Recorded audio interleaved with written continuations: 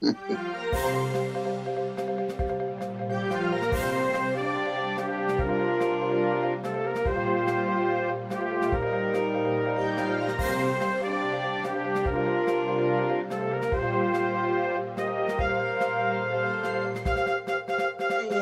días, Ricardo. ¿Cómo está usted? ¿Bien? Muy bien, gracias. Pues estamos en el aire nueva vez en el programa Periodismo y Sociedad, pero en la sección de todos nosotros los viernes, Sociedad y Seguridad Social. Como les decía ahorita, no tenemos a Matos acá ahora, pero es posible que entre en unos minutitos a los que nos están viendo y los que nos siguen. Les decía ahorita a Matos que teníamos un invitado, estábamos hablando, Winter, sobre, sobre las clases presenciales y los estudiantes, los profesores y el dilema que hay si va a haber o no va a haber clases presenciales. Le decía a nuestro público que se queden ahí atentos porque tenemos un invitado que vamos a hablar de la otra parte de la clase presencial. Tenemos a nuestro público. Yo estoy hablando con Ricardo Winter, pero no lo he presentado formalmente. Tenemos hoy que va a conversar con nosotros, el rector de la Universidad UPI, Universidad de Psicología Industrial, que tiene bastantes años, ¿verdad, doctor? ¿Verdad, Winter? Sí, bastante. Pero además, Winter es el presidente de la Asociación de Rectores de Universidades Privadas. ¿Estoy en lo cierto, Winter? Sí, señora. Así es. Con él tenemos el placer de conversar en el día de hoy. Estoy dando chance porque Matos está casi con nosotros ya.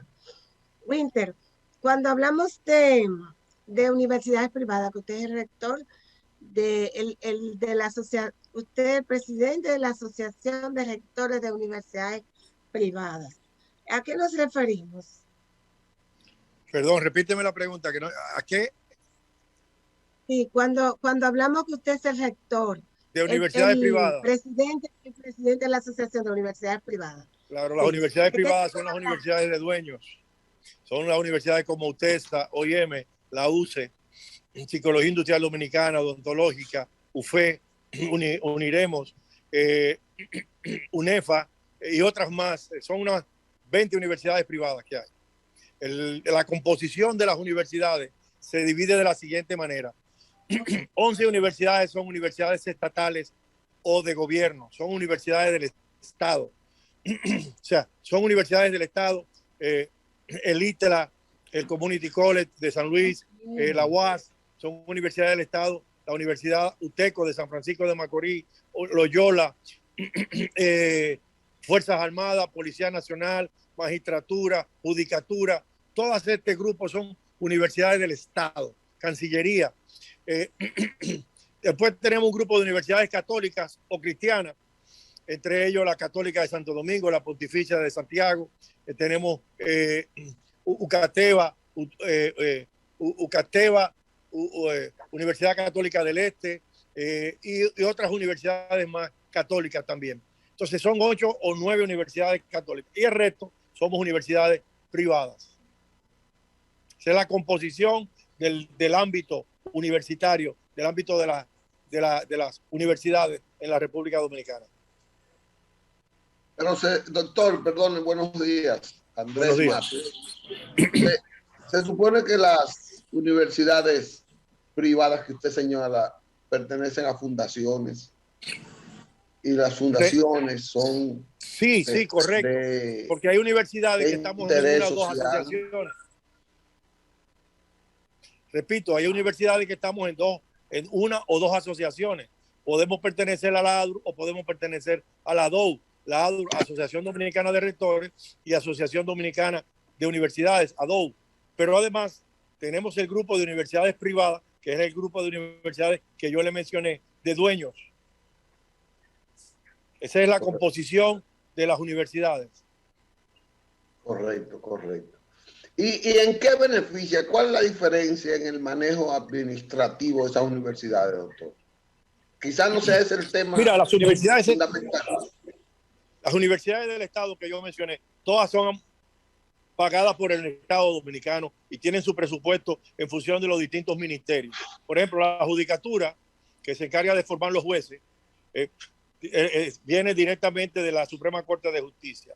El Ministerio Público, que se encarga de formar los fiscales, viene directamente de la Procuraduría General. Entonces, las Fuerzas Armadas tienen su propio presupuesto, la Policía Nacional tiene su propio presupuesto, el Politécnico Loyola, que es del Estado, tiene presupuesto del MINER, pero también Infodoxu, que es del Estado, también tiene presupuesto del MINER. Entonces, nosotros, a las universidades privadas, pues nos mantenemos por la matrícula. Esa es la gran diferencia. Pero la mayoría de las universidades católicas también. ¿El Estado le da subsidio a todas? No. El Estado le puede dar alguna asignación presupuestaria, sobre todo a las católicas y una que otra privada, pero es insignificante para el costo operacional. Por ejemplo, una universidad privada puede tener una asignación de 50,000, 70,000, 100,000 pesos al mes, que representa 1 millón, 2 millones al año. O una católica que tiene 10 o 12, pero ni 10 o 12, ni los 2, 3, 4 millones representa el presupuesto de una universidad mensualmente. Una universidad consume mínimamente entre 4 o 6 millones y hay algunas universidades que tienen presupuestos privadas de 20, 25 millones. ¿Por qué? Por su infraestructura, por la cantidad de estudiantes, por la cantidad de secciones, por la cantidad de laboratorios. Entonces, ese es un tema que se podría tratar en un programa un poco mucho más amplio, mucho más completo, para poder edificar a la población de las diferencias entre una y otra universidades. Pero todas las universidades, vuelvo a repetirle, la mayoría de las universidades funcionan por su matrícula, las universidades privadas. No tienen presupuesto del gobierno. Por ejemplo, usted puede decir, oye, jamás en su vida ha tenido presupuesto del gobierno, ni la universidad de la tercera edad, y usted tampoco tiene presupuesto del Estado. Nunca en su vida ha tenido presupuesto. Entonces, se ha mantenido a función de su matrícula. Hoy son universidades grandísimas. OIM tiene más de 50,000 estudiantes. UTESA tiene casi 70,000.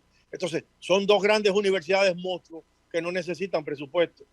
Al igual que Unicaribe, al igual que la Evangélica, no sé si tiene presupuesto, que es una universidad grande también, universidad cristiana muy grande. Sí. Isabel.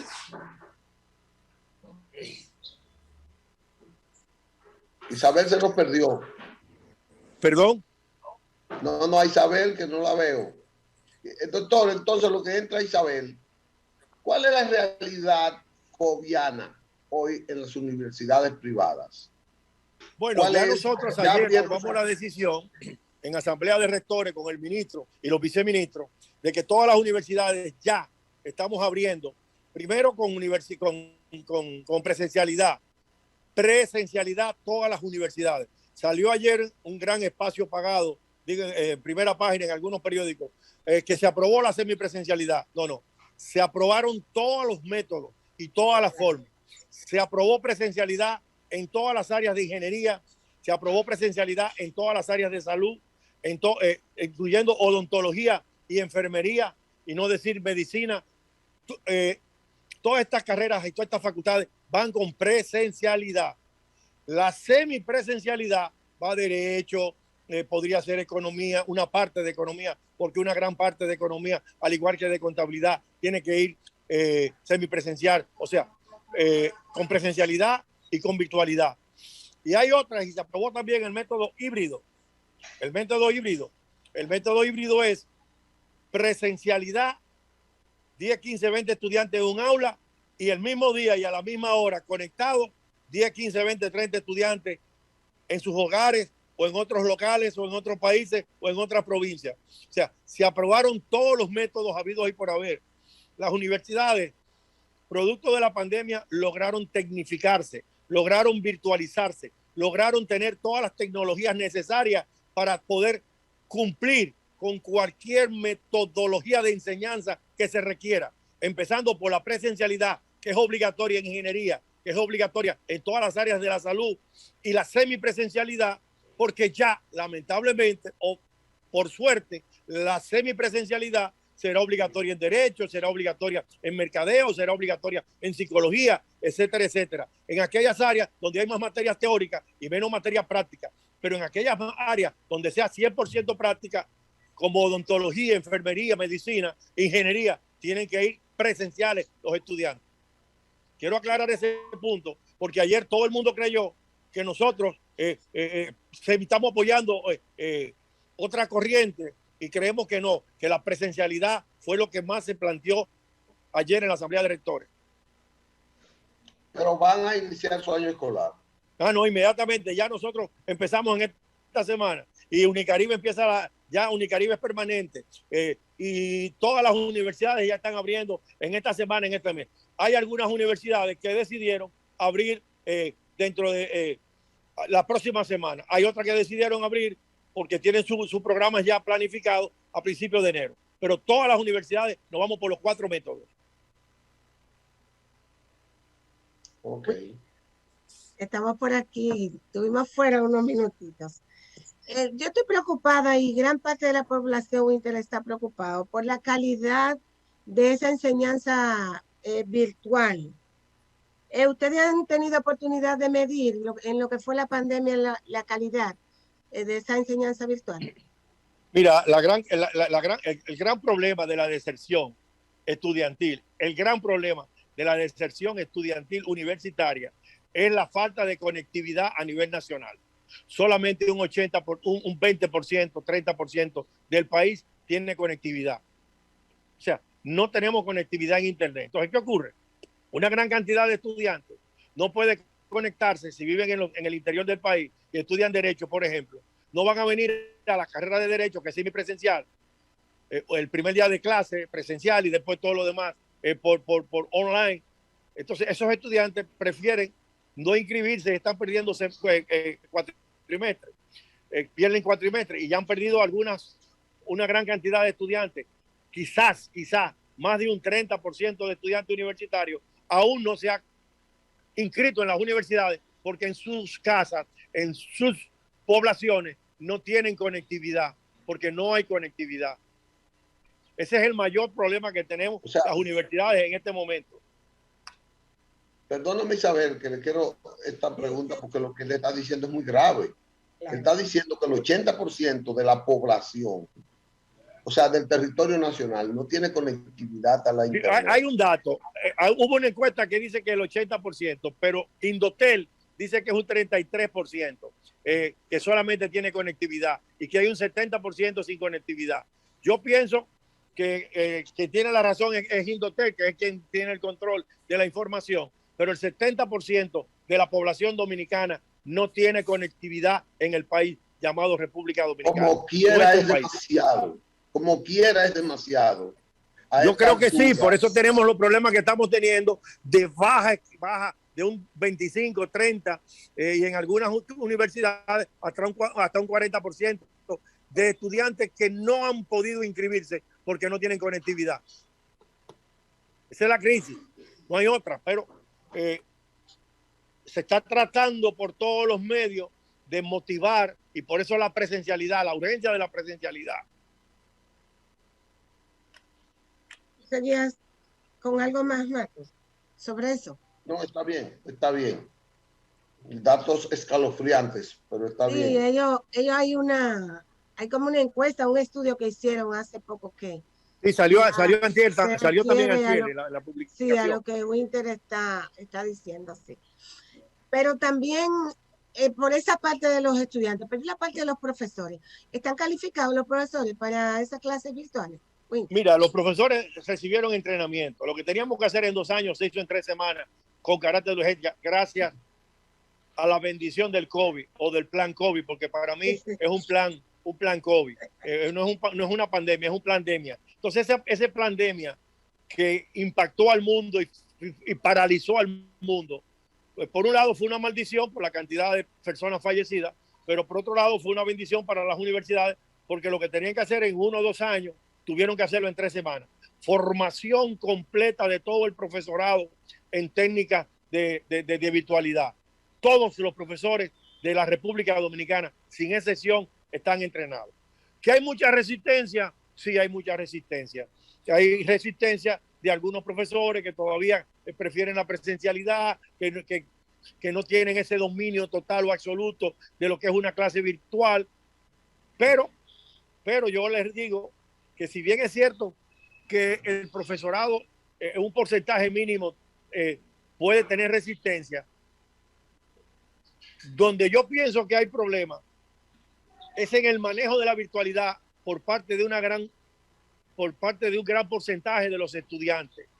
Para estudiar por virtualidad se necesita mucha madurez, se necesita mucha disciplina, se necesita mucha responsabilidad, se necesita un cambio de actitud, porque la virtualidad es manejado por una plataforma.